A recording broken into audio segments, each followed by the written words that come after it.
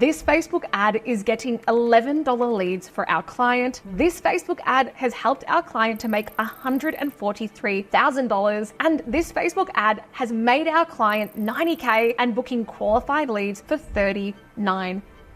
I've worked on over 600 Facebook ad campaigns and seen the results for thousands and thousands of ads in the last decade, working in companies like King Kong, Founder, and now my own agency, Persuasion Experience. And today I'm going to share my exact 4-step process I've developed to create and scale $1 million Facebook ads for my clients. So whether you have a small budget or if you're spending $200K plus a month, you can copy and paste this into your business today to help create your next $1 million ad. Okay, let's get started with step 1, which is research. So research is basically the process of mining for good ideas. And where you mine for your ideas is critical because your marketing is just inputs and outputs. If you put garbage into your marketing machine, you will get garbage out. So your Facebook ad results will always rise and fall to the quality of the inputs from your research. So if your ads aren't working or you're struggling to come up with good ads, you're either 1, not mining at all, you're doing 0 research, or 2, you're mining in the wrong places. So let's look at some of my favorite places to mine for ad ideas. This research phase is the first step in our 4-step system and a general overview of where the team and I do research for clients. Now, we have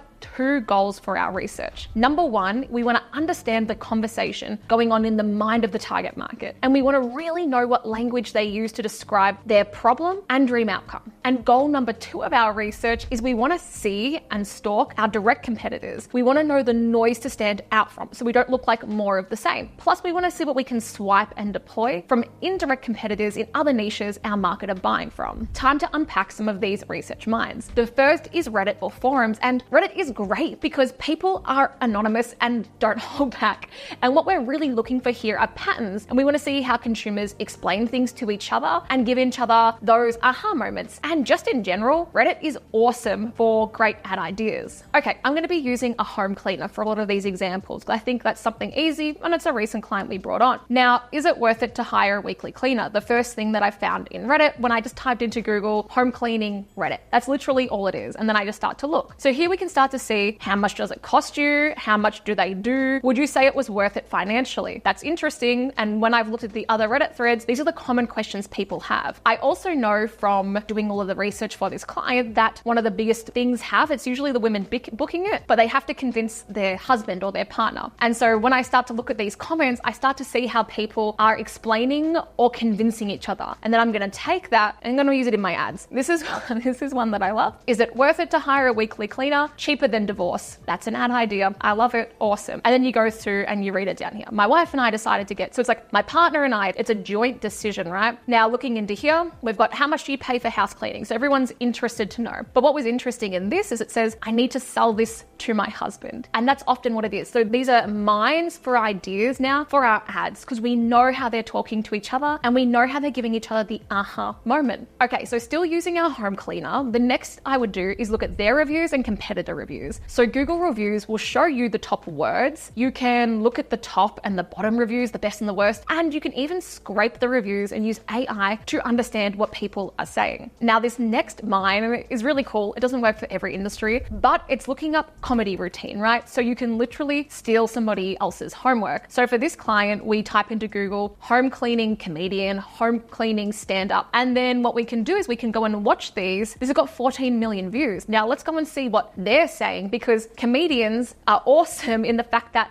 they practice their material to your target market to see what's going to get an emotional response. Let's steal their homework, right? And I can go and watch this one as well. Okay, next up is the ads library. So we can look up direct competitors, awesome. But what we can also do is just type in what they do and then press enter and see all of the different ads that are running. And then basically all I'm doing is scrolling through and seeing what gets my attention. Now, I'm not always looking for just traditional home cleaners, right? Sometimes sometimes I'm looking at these products or I'm looking at other things to see how people explain what they do and what messages seem to be resonating. Typically, I'm also looking to see the advertisers who have a lot of ads running, because that probably means that they're a bit like more successful. Okay, the next mine you can use is Amazon Books. And Amazon Books doesn't work for every niche, right? Like hiring a home cleaner. There is a book on how to hire a home cleaner, and I would go and look at the contents of that book just to see if there's anything interesting in there. But a lot of this is somewhat useless, like My Grumpy Billionaire Next Door. Not super helpful. But what it is helpful is for a lot of our other clients that are probably more high decision, longer lead to sales time, things like property investment, right? So it's great for property investment clients. And what I'm looking for here are the titles that perform well. And then I'm going through and looking at the best and the worst reviews as well. All right.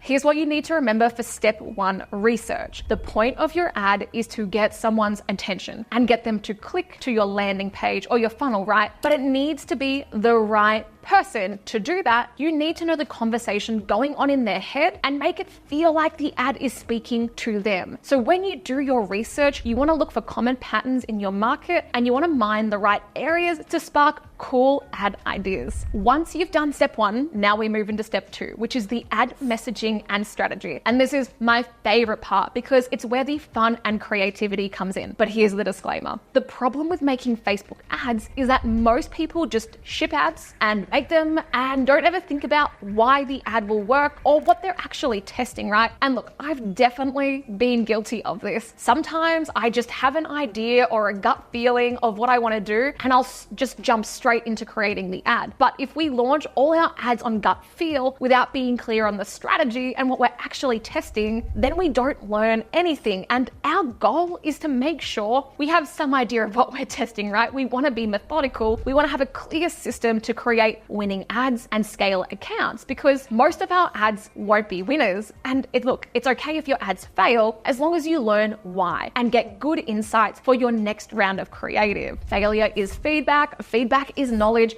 and knowledge is power. So I'm going to show you more about how to know if you have a winning ad in step 4. For now, we want a clear strategy so we learn what does and doesn't work from our ads. There are 2 core components you need to consider for the strategy of each Facebook ad you make. Okay, the first is the messaging. You want to be clear on what message you want to test, and you can tap into gain, pain, status, authority, contrarian, news, scarcity. There are many different messaging categories, but basically we want our ads messaging to be like a dog whistle that cuts through the noise on Facebook or Instagram and gets the attention of the right person. The second component is what we call the big swing concept. This is how we want to package the messaging, right? And there are different categories for this, like social proof, stories, compare and contrast, education, direct to offer. And once we know these, we can move into step 3, which is execution. Then what happens is your ad creatives start to look a little something like this. Now, I've created this just for the purpose of showing you this. Some of these are from our clients that are case studies on the website. Some of them are from our own business. Some of them are from other clients. I can't show you everything and all results all the time for our clients, of course, but I want to make this as easy to understand as possible. So let's look at this first one. This one is a scarcity messaging plus direct to offer big swing, right? That's one of these. Or if we look at this one, this is a gain. So a gain part, a positive message plus a direct to offer. That's what we're doing in here. But what you can see is we're making different variations of one big swing, direct to offer. And this is often what we do. So what you can see here is another big swing, the news style. So you might do something like this. That's going to help it to stand out from the noise. But what I want to get across here is how we're using messaging and the concept to then execute on the ad, right? So here, this is a comparison. So this is like pain versus gain in a comparison. So sometimes we might match the messages together and then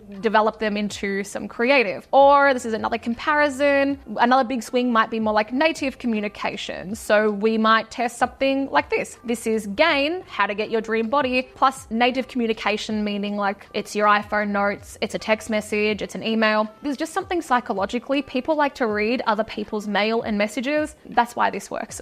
this works a lot.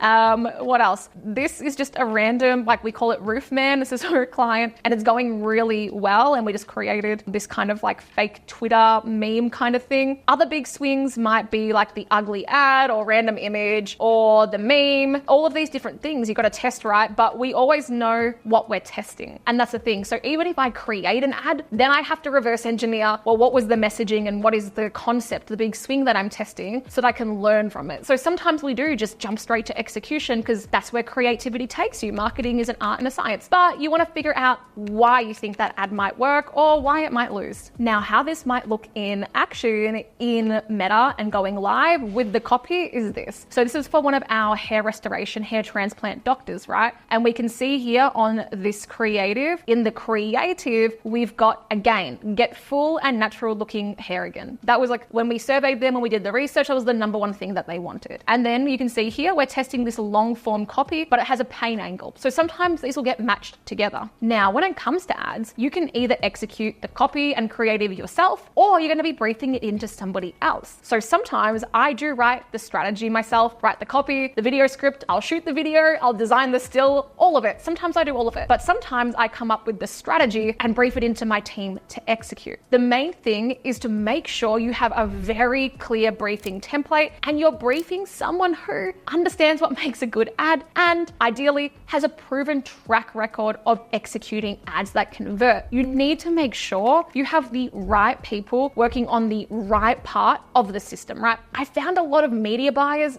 don't actually understand what makes a good ad and they can't execute or create an ad. Annoying. And I've also found creative strategists or designers who don't track their ad results and are more obsessed with making ads pretty than understanding what makes ads that actually make money. And we've spent a lot of time hiring and training our team in our agency. So you just want to be clear on what you actually want and what's the end outcome you desire. Okay, team, a quick recap on the system so far. First, you do your target market research and your competitor research. You want to mine for good ideas. Second, you get clear on the messaging hypothesis that you want to test and choose a big swing concept. Then repeat that so you have plenty of ads to test and learn from. Third, you create the ad, right? With a clear concept, which might be brought to life in multiple formats like stills and videos. And then it's step 4. You launch and learn from the ad. For each of our clients, we set a clear KPI for what is a winning ad, yeah? So we know what ads we can scale. Now remember, a winning ad is not the least shitty out of a shit bunch of ads. Either the ad hits the winning KPIs, gets crowned a winner, and you can scale and iterate, or you learn what message and format combo didn't work. Then you repeat the process to create new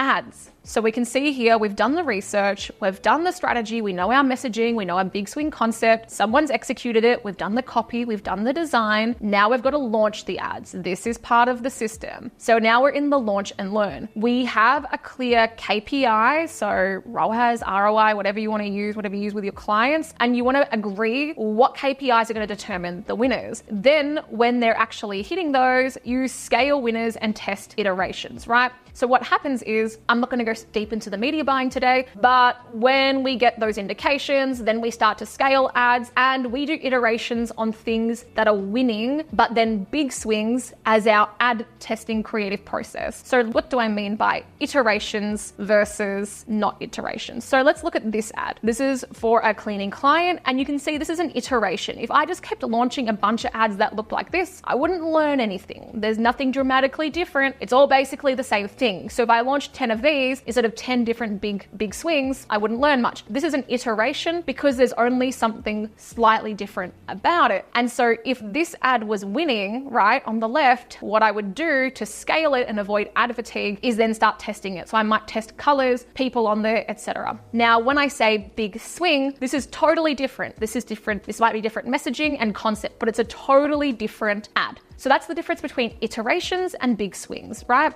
Okay, and very quickly with this ad. So how did we come up with this idea? Well, it was good research. We surveyed our clients' customers and we found out all of the language that they use. We were looking at Reddit, we were mining in all of those areas, and then we were going through all the testimonials, and we could find that somebody wanted to find an affordable home cleaner they can trust. That was a common pattern in our research. Brilliant, let's put it into an ad. Because then the strategy, we think, okay, we're gonna do gain messaging, affordable cleaner I can trust, and then we're gonna pair it with the big swing, testimonial and proof, and then we executed it into a still. That's how for this particular ad, research, strategy, and execution all came into play. All right, so that's the 4 steps of our $1 million ad system, and it all just boils down to making great ads. So what makes a great ad? Well, it makes the right person pay attention, it makes them feel something, and then it makes them take action. But here's the thing, your ads are totally worthless unless they convert, right? You don't want clicks, and you'll need a full system to help you get predictable, consistent, and scalable leads from these ads and convert them into customers. Your ads just get you the click. It's everything that happens post-click that makes you all the money. And if you fail to focus on that post-click experience, you'll waste your money on ads that don't teach you anything and don't make you any money. So if you want to see how we build the lead machine system for our client Ben and made him 85Ks in just 82 days with a low budget, then click this video where we break it down for you step